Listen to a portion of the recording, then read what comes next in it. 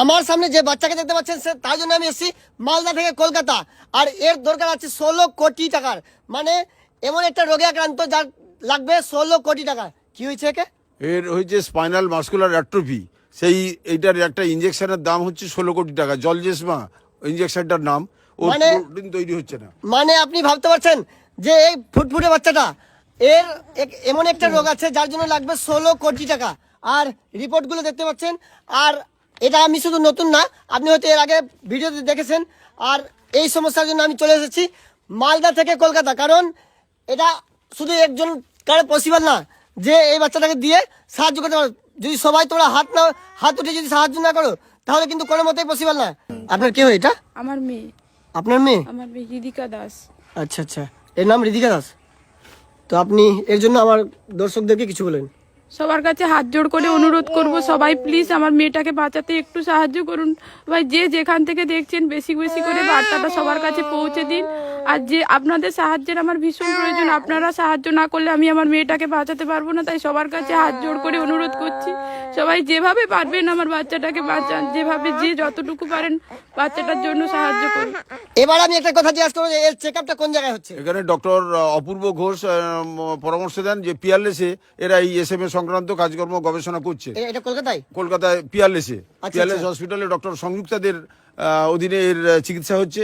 এরপরে আমরা কল্যাণী এমসেও নিয়ে যাই, সেখান থেকে দিল্লি এমসে রেফার করে ওরা। এছাড়া আমরা যে এসএসকেএম পিজি হসপিটাল কলকাতায়, সেখানেও আমরা রেয়ার ডিজিজ পোর্টালে নাম তুলেছি। এবং দিল্লিতে আমরা প্লেনে করে নিয়ে গেছিলাম, সেখানেও দিল্লি এমসেও আমরা ওখানে রেয়ার ডিজিজ পোর্টালে নাম তুলে এসেছি।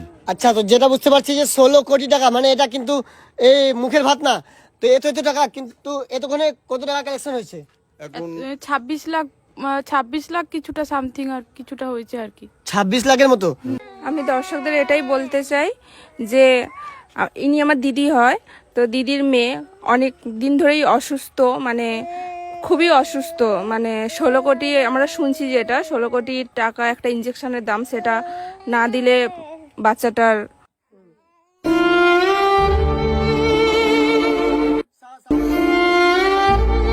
1 লাখ 2 লাখ 3 লাখ টাকা যে কোনো বাড়ি থেকে ম্যানেজ করে দেওয়া যাবে বা কালেকশন করে দেওয়া যাবে, কিন্তু এটা এমন একটা অ্যামাউন্ট আছে যেটা কি একজন থেকে কোনো মতেই সম্ভব না। এবার সেই জন্যই তোমাদের কাছে একটাই রিকোয়েস্ট যে যেখান থেকে দেখছো এই ভিডিওটা প্রচুর পরিমাণে শেয়ার করো এই বাচ্চাটার জন্য, যাতে এই বাচ্চাটা মানে হাত পা ভালো মতন কাজ করতে পারে, ভালো মতন এর সময় মতো দাঁড়াতে পারে। তো আপনি একটু কিছু বলুন।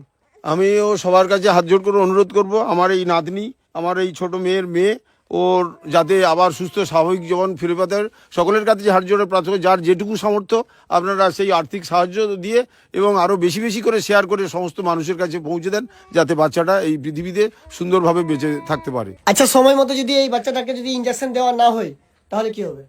ও সময় মতো যদি ওর ইঞ্জেকশন না, যেমন ও হচ্ছে যে মানে জন্মের সময় 1 মাস পরে যখন ও হাত পা নাড়তো, কিন্তু দিন দিন যত দিন এগোতে থাকবে তত মানে ওর নার্ভগুলো শুকিয়ে যাবে, আর ওর হাত পা নাড়া বা ওর কার্যক্ষমতা সব কিছুই অল্প অল্প করে কমতে থাকবে। এবং নার্ভটা শুকিয়ে গেলে দিন দিন ওর মানে জীবন সংকটও ঘটতে পারে আর কি। তো ভাবা যায় মানে একটা 16 কোটি টাকার ইনজেকশন এই বাচ্চাটাকে কি করতে পারে। তো তোমরা যে যেখান থেকে দেখছো অবশ্যই হেল্প করো। ডিসপ্লেতে যে স্ক্যানার চলছে সেই স্ক্যানার টাকা পাঠাও, আর লিঙ্ক দেওয়া আছে, সেই লিঙ্কে ক্লিক করে ডাইরেক্ট তোমার টাকা পে করতে পারো। সেখান থেকে তোমরা দেখতে পাবে যে কত টাকা জমা হয়েছে বাচ্চাটার আর কত টাকা লাগবে। হ্যাঁ, ডোনেশন লিঙ্ক সবই দেওয়া আছে, ওখান থেকে আপনারাও দেখতে পারবেন কিভাবে টাকা উঠছে এবং কত টাকা উঠছে, সবকিছুই আপনারা আপডেট পেতে পারবেন। তো যে যেখান থেকে দেখছো অবশ্যই হেল্প করার চেষ্টা করো। এই বাচ্চাটার জন্য দেখতে পাচ্ছ যে কতজন দাঁড়িয়ে আছে বাড়ি ছেড়ে। আপনার যে যেখান থেকে দেখছো অবশ্যই হেল্প করার চেষ্টা করো। এখন তো সোশ্যাল মিডিয়া অনেক কিছুই করতে পারে, সেই কারণে আমি হাত জোড় করে সকল মানে ভিডিও ক্রিয়েটর বা ইনফ্লুয়েন্সার যারা আছেন, যারা এই ভিডিওটা দেখবেন, সবাই প্লিজ বাচ্চাটার জন্য এগিয়ে আসুন, একটা করে ভিডিও তৈরি করুন এবং এই বার্তাটা সমস্ত মানুষের কাছে পৌঁছে দিন। যেমন এই দাদাদেরকে অনেককে আমরা মেল করছি, পাচ্ছি না, ফোন নাম্বার খোঁজার চেষ্টা করছি, পাচ্ছি না, সারা দিন রাত ধরে ওই চেষ্টাই করে চলেছি। এই দাদাদেরকে যেমন মেল করেছিলাম, এই দাদারাই একমাত্র উত্তর দিয়েছেন এবং সেই সুদূর মালদা থেকেই কলকাতাতে ছুটে এসেছে আমার এই বাচ্চাটার জন্য।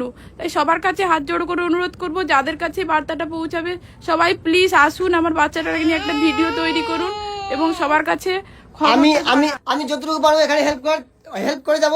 আর তোমরা এই ভিডিওটা প্রচুর পরিমাণে শেয়ার করো। আমার হাতে দেখতে পাচ্ছ সম্পূর্ণ রিপোর্ট গুলো আছে।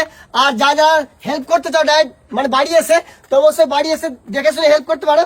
তো একটু আপনি এড্রেসটা বলতেন। রূপনগর, সোনারপুর। সবার কাছে হাত জোড় করে অনুরোধ করছি, সবাই প্লিজ আমার বাচ্চাটাকে বাঁচান। সবার যার যতটুকু সামর্থ্য ততটুকু দিয়েই সাহায্য করুন। তো যে যেখান থেকে দেখছো আবার বলছি যে প্লিজ হেল্প করো। আর এই বলে আমি এখান থেকে আমি এসেছিলাম মালদা থেকে কলকাতায় এই সম্পূর্ণ একটা ছোট্ট দেখে শিশুর জন্যই, এই বাচ্চাটার জন্যই। তোমরা যে যেখান থেকে দেখছো অবশ্যই হেল্প করো।